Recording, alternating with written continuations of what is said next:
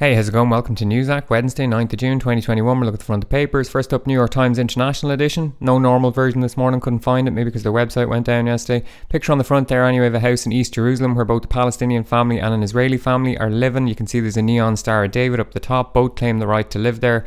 Yeah, case is yet to be decided in the courts. Over on the left, opinion piece from Paul Krugman, an alliance against the leprechauns. That's talking about me, I guess, and leprechaun economics, which is basically where Apple and the likes of them funnel their profits to Ireland and pay very little. US falls far behind in offshore wind farms. Okay, something about a pizza vending machine in Italy. Wall Street Journal, picture from yesterday, Emmanuel Macron, the president or prime minister of France, getting slapped by a man. You don't actually get to see the slap, just the aftermath, so go on YouTube, have a look. Secret FBI app ensnares hundreds globally. Pretty funny story. It was called Anom, the app, so like Anon, but with an M, Anom. And they've arrested a lot of people, 17 different countries. Millions of J&J vaccine doses set to expire this month. All right, that's not good. Money down the drain, I guess. Reddit boosts Clover Health. Something about a stock going up because of the hodlers on Reddit. Senate passes bill to counter China on science technology. $250 billion. That's a lot of cheese. Spending on technology research and development amid rising competition from China and other nations. All right, I'm sure that won't go into things like drones and explosives. Where do 15 wild elephants go? There's some story where people are following elephants who have just started going north in China. They've never done this before. People are wondering why. They think maybe the leader of the elephants is not so good at being a leader and has led them astray. I think maybe it could be a global warming thing. Maybe they're heading to the Arctic where there's a heat wave. USA Today, chronic jobless find work in tight market. Okay, over here, Kamala in Guatemala again, targeting the root causes of migration, so paying Guatemala to keep the migrants. A crisis at iconic Hoover Dam. Since 2000, the water levels at Lake Mead have dropped 140 feet. That sounds like a lot. It's about 40 meters. I guess it's still a lot. That's going to become a big issue in the next while. Water is running scarce in a lot of places, particularly the western half of the United States. Toronto Star, that's from Canada. The best people in our community. This was a vigil for 4 members of a Muslim family who were targeted by a man in a car and ran down and died in London, Ontario.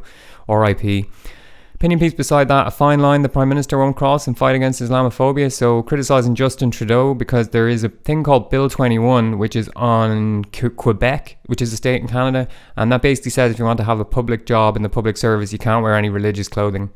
Just to be clear, the attack on the Muslims happened in a different state, Ontario, but I guess this person saying it's indicative of anti-Muslim sentiment. Down the bottom, open letter to Prime Minister Justin Trudeau.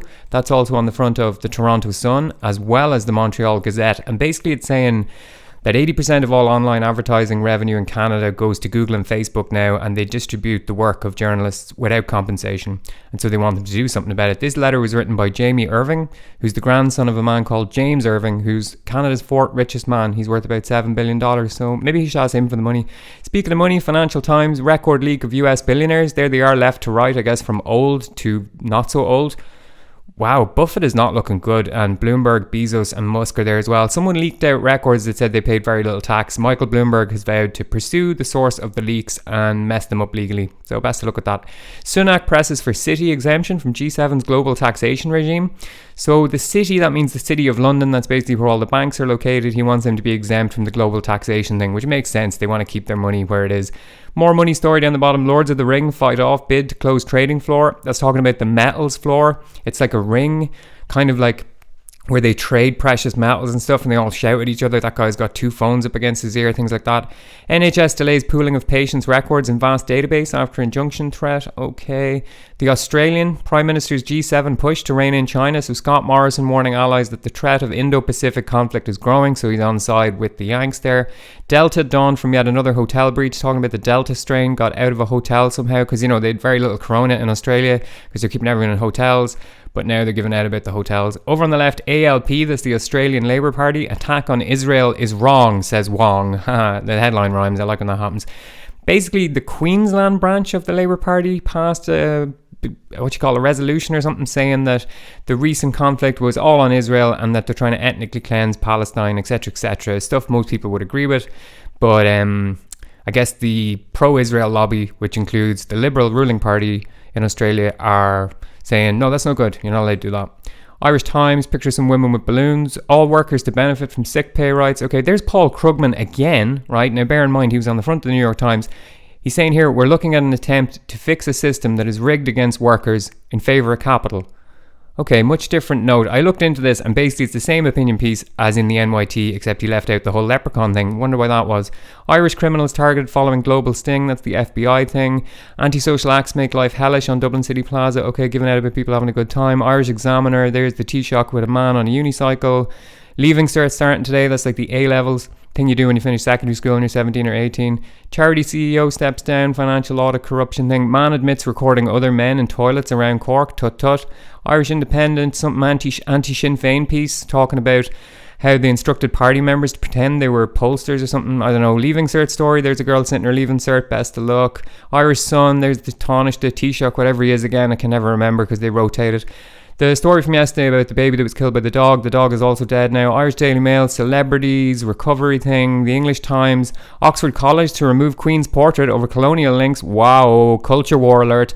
There's some people taking a selfie with a Royal Navy ship in the background getting ready for the G7 summit in Cornwall.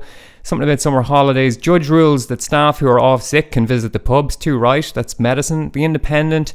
PC admits kidnap and rape of Sarah. Okay, PC stands for police constable. This was a policeman who killed this woman, Sarah Everard. And people may remember there was a vigil then for Sarah Everard and the police turned up and violently shut it down, manhandled a lot of people, etc. Up in the top, something about a general election. Internet outage was a wake-up call. G7 and taking the knee. UK demands EU make first move in export row. Alright, that's the battle of sausages or whatever they were calling it yesterday. Daily Tory graph. Andrew Lloyd Webber is on here saying you'll have to arrest us to stop us reopening. He owns a lot of theatres in the West End. He's saying he's going to open on the 21st of June regardless, no matter what the government do. Halogen light bulbs be banned from September. Okay, yes, down the bottom, the Queen cancelled by Oxford College. Okay, don't know how you meant to cancel the Queen, kick her off Twitter or something. The Guardian, Sunak open to 4-week delay to lockdown. Sarah Everard's story, same story from yesterday about that 1-year-old boy on the move who died in a shipwreck and his body was found, RIP. Talking about the web outage there as well. A lot of websites went down yesterday for an hour or something. Daily Express, how dare they? Oxford students cancel our Queen. Cancelling the Queen, you can't be doing that. Daily Mirror, there's Paul Gascoigne, he's still alive, that's great. Bride and Doom, okay, a lot of weddings under threat because of lockdown or whatever. Daily Mail, talking about the COVID lockdown as well. Please lift the lockdown. Outrages Oxford students vote to axe the Queen. Jeez, you'd really have to wonder. The Metro, you're tricked. Okay, FBI story, 800 people held, etc. That's it for today. Bit of a long one. You really have to wonder why this story is on the front page about the Queen. It's literally just a college who's taken down a photo, but this is front page news on a lot of papers. Thankfully, that's it for the day. Be good, look after yourselves, good luck.